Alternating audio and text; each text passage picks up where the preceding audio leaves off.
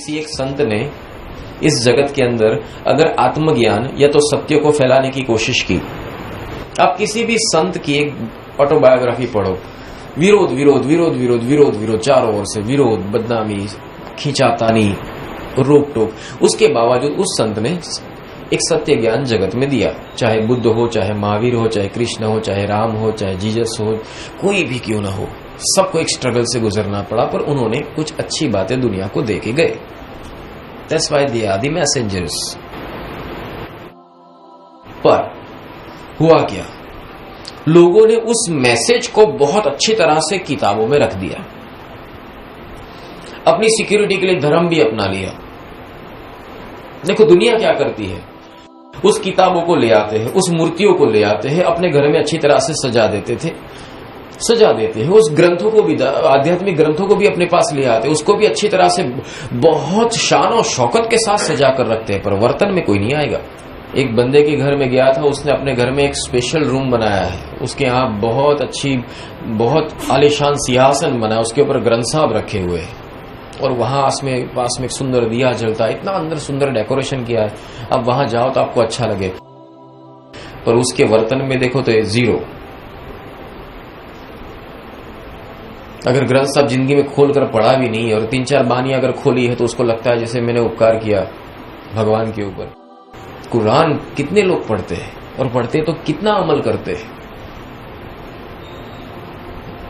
Bible हर कोई पढ़ता है, वर्तन में कहां है।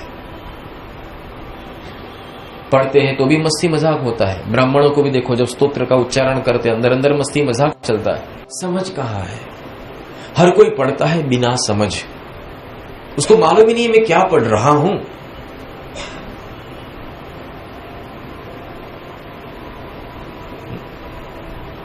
असतो माम सद्गमय, उसका मतलब क्या, तो बोले मैं असत्य की ओर से सत्य की ओर जाऊं। तुझे मालूम है सत्य और असत्य क्या है? तुम इस जगत में आए तो सत्य का झंडा गाड़ के घूमते हो, मैं सत्य बोलूंगा, सत्य के अलावा कुछ भी नहीं बोलूंगा, पर सत्य आखिर सत्य नहीं है। सत्य की परिभाषाएं बहुत अलग है, और जितने जितने फेस बदलेंगे उतनी सत्य की परिभाषाएं बदलती जाएगी। तो तू कौन से सत्य की बात कर रहा है? अगर सत्य आखिर एक ही सत्य होता तो कृष्ण युधिष्ठिर को नरोवा कुंजरोवा न कहते।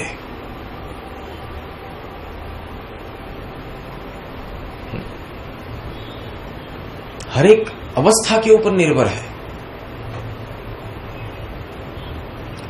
और किताबों की बातों को तुम फॉलो बहुत दृढ़ता से कर सकते हो।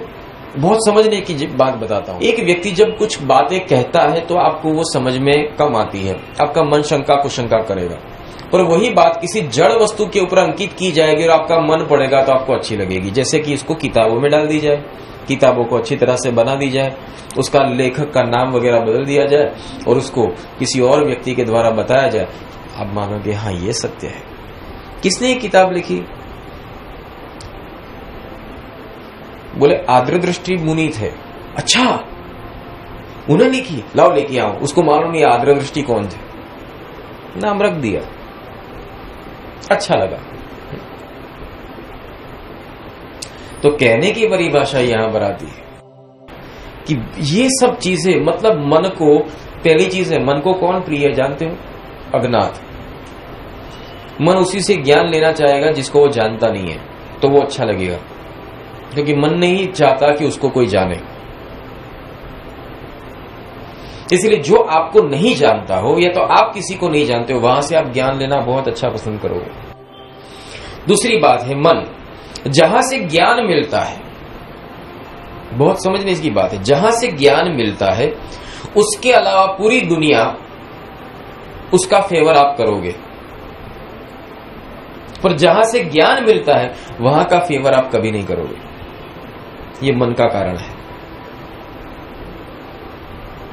जैसे कोई ज्ञान अगर आपको मिलता है, कोई व्यक्ति अगर आपको ज्ञान देता है, तो आप वो ज्ञान नहीं लोगे, आप वो ज्ञान लेकर 10 लोगों को पूछने जाओगे, भाई ये बराबर है कि नहीं है। मेरा प्रश्न है कि जो 10 लोगों को आप पूछने जाते हो, क्या वो बराबर है कि नहीं? जिन 10 लोगों को आप पूछने जाते हो, क्या वो 10 लोग बराबर है? वहां ये समझ नहीं आती है।